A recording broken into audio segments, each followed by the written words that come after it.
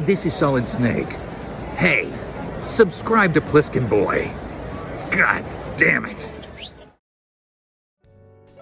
Hideo Kojima was a visionary, and there's so much that he wanted to put into the Metal Gear saga that he just couldn't. So many ideas that he had that would have been amazing. So many that would have been terrible. But there was one thing that he just could not do. One thing that seemed so impossible for them to grasp or understand. One thing that I'm going to lay out a roadmap for today. I'm going to do the impossible. I am going to illustrate how to implement non-lethal weapons into a Metal Gear sandbox without completely fucking up the game's balancing. So before we start talking about a sandbox, we need to start talking about a premise for the game that would host the sandbox. I'm thinking something along the lines of Metal Gear Solid 4. So walk with me right now. Imagine Snake is trying to free different regions across the globe from Patriot mind control. So he enters different battlefields in search of these relay stations that are sending out signals through nanomachines, keeping all of these soldiers fighting against their will. So the game loop would be, you enter the battlefield, you sneak or kill your way through all these different warring factions. You infiltrate the relay outpost, you shut down the relay, but once you do, a wave of Patriot drones made up of geckos, the weird hand things, even gun ciphers, start coming in and attacking you. So therefore, the gameplay is split up into two parts. Part 1, where you sneak through a battlefield, and Part 2, where you shut down the relay and fight off a wave of drones. Here's the gimmick. Here's the part where you actually make non-lethal weapons work in the sandbox without leaving anything behind. The amount of soldiers that Snake kills or spares in part 1 of this gameplay loop will show up in part 2 when he's fighting the drones. You see, these drones are going to be a threat, and if you try to fight them on your own, of course it'll be possible, but it'll be significantly more difficult. Whereas if you sneak through this battlefield and you spare soldiers, you avoid killing them, or you sneak by, once you free them from this relay post, of course they're going to take up arms with you to fight the Patriots out of their land. So part 1 of the gameplay feeds into part 2. The actions you take while sneaking in the battlefield will affect the outcome of the experience that you have at the end of the mission when the drones come and attack after you shut down that relay base. So let's talk about this sandbox right now. And let's talk about specifically how splitting this gameplay loop up into 2 acts helps us implement non-lethal weapons in a way the series has never been able to accomplish. So let's talk about the weapons that will be important to part 1. Oh no, no, no. First up, we'll have a tranquilizer pistol. You know what this feels like? I know what this feels like. But we're going to put a little bit of a gimmick here. Something that's going to be common with a lot of tranq or non-lethal weapons. The ammunition is going to be incredibly rare. Snake will come in with this tranq pistol as his sidearm and be able to rely on it much as how we expect him to, sneaking around and getting headshots when he needs to. But this isn't going to be something that enables you to take over the battlefield. It's going to be a backup, a tool you can use to get yourself out of a situation you otherwise wouldn't be able to sneak through. Now, the battlefield, as I mentioned before, is going to be very similar to Metal Gear Solid 4. However, when you're sneaking into the relay, it's going to be much more similar to classic Metal Gear, and this includes cameras, bomb traps, and things like that. So a suppressed pistol, much like the suppressed USP from the tanker mission, for traps, for cameras, or if you're just in a pinch and want to spray out into a guy before he has time to radio for backup, you have that option. It's your utility gun. Going back to the battlefield in this phase 1 part of the gameplay, I want to implement a Snake Eater style level up system with the automatic weapons. Now, Snake Eater does this brilliant thing where you have these guard shacks, where they store their weapons, food, supplies, all that kind of stuff. If you destroy the guard shacks that hold weapons, the enemies will downgrade their AKs to scorpions. I want to implement something similarly here. When you're sneaking across the battlefield, you'll get the opportunity to destroy convoys or weapon sheds, whatever it ends up being. And if you do, the enemies that are shooting at each other, and you if they spot you, will downgrade from their assault rifles to an SMG. It's just a weaker version of the assault rifle and allows you to have more agency over the battlefield, if you take the time to explore. That being said, the assault rifle will be the standard weapon of the enemies. I'm not too picky with how this plays out. It could be a close-range shredder like the FAMAS, it could be built like Snake Eater's AK, or it could be a heavy hitter like the G3 in Metal Gear Solid 4. It's just a lethal combat weapon that Snake and the enemy can use. Of course, again, I need to stress that the consequences of using this weapon to kill your enemies will only make the game harder in Part 2. At this point you might be thinking, okay Pliskin, it seems like my only combat options are lethal.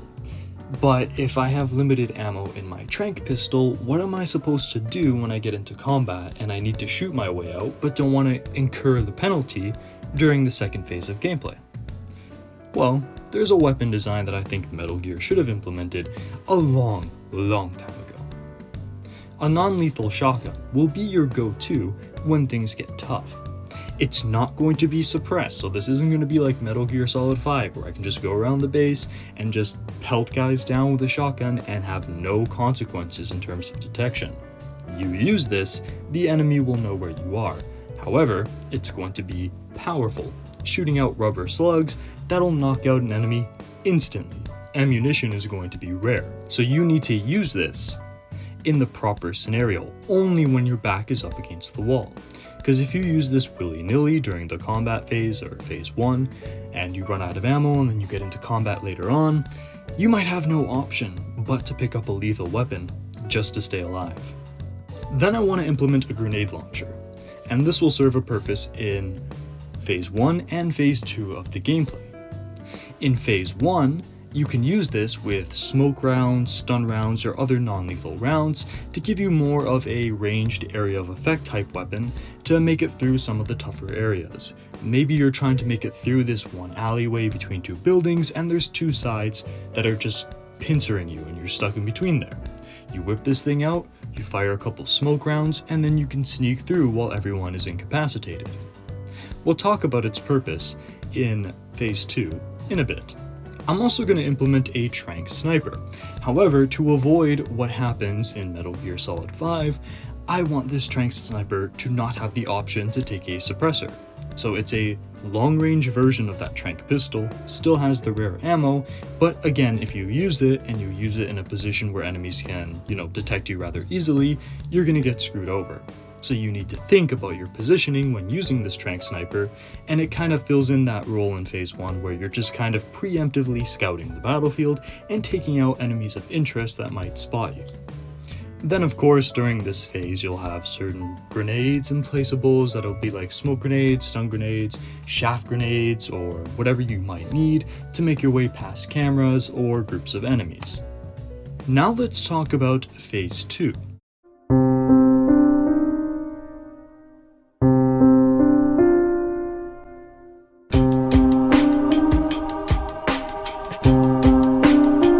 Let's say you've gone through this entire battlefield and you're at the end now and you didn't kill a single guy. Once you free these soldiers from the Patriots' control, they will all ally with you and you'll have a limited amount of time to prepare for that drone attack. Now that you've taken over the Patriot relay base, you'll have an armory that's open to you. And like in Metal Gear Solid 4 where you can trade items with soldiers, here you can trade weapons. So the first weapon that'll really play a big role in phase 2 will be the Stinger missile launcher. Now when it comes to Gecko, they're not really going to go down with any non-lethal rounds, hell even assault rifles aren't going to take these guys down quickly. So a Stinger missile launcher will be a useful tool to use yourself or give to your newly found allies. The grenade launcher will again be relevant as you can load it up with lethal 40mm rounds, a quicker, not as powerful way to fight against the Gecko, Ciphers, and Weird Hand robots. An LMG will be relevant in phase 1, being like the strongest weapon that your enemies can use, but it's more so going to have a role for you in phase 2. You see, you could use the LMG in phase 1 to just mow down all the soldiers in front of you, and it's going to be overpowered as hell, just like the M63 and Snake Eater. But if you use it this way, not only will you not have ammo, but the guys won't show up at the end to help you out. Either way, the LMG is going to be something that's important when you're controlling certain choke points in phase 2. Say there's a part of the relay base that's one long hallway. Maybe you position a soldier there with an LMG, or maybe it's you there with the LMG, and you just spray and take out all of the little hand robots and gun ciphers coming your way. Hell, maybe if you concentrate enough of your fire, you might even take down a gecko with this. Lastly, we need an anti-material rifle. The trank sniper is going to be useful for phase 1, but if you try to use it in phase 2, it's not going to play out. However, some kind of anti-material rifle that's powerful enough to take down drones like geckos are going to be necessary for that end fight in phase 2, because again, it's going to be very challenging. So, do you see what I've done here? You see how I've implemented these non-lethal weapons alongside lethal weapons in a way where neither one is better or worse. They each have their time and their role. They each have a purpose, so there's never going to be a gun that you never use because the trank pistol is just so much better, and vice versa. By splitting the gameplay into 2 different phases where all these guns become more or less important, it ensures that the player gets to experience the entire sandbox. And for me, that's a mark of a good game. So there you go. I did it.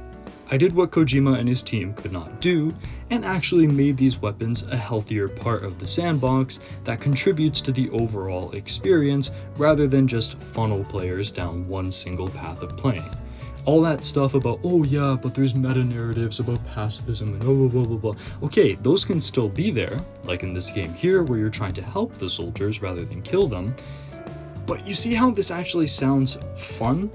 But who knows? Maybe I'm just a whack job, and maybe fun really is just going around with a single weapon and doing the exact same fucking thing every single time. Lining up that headshot, taking him down, and moving on. Stop and pop. Stop and pop.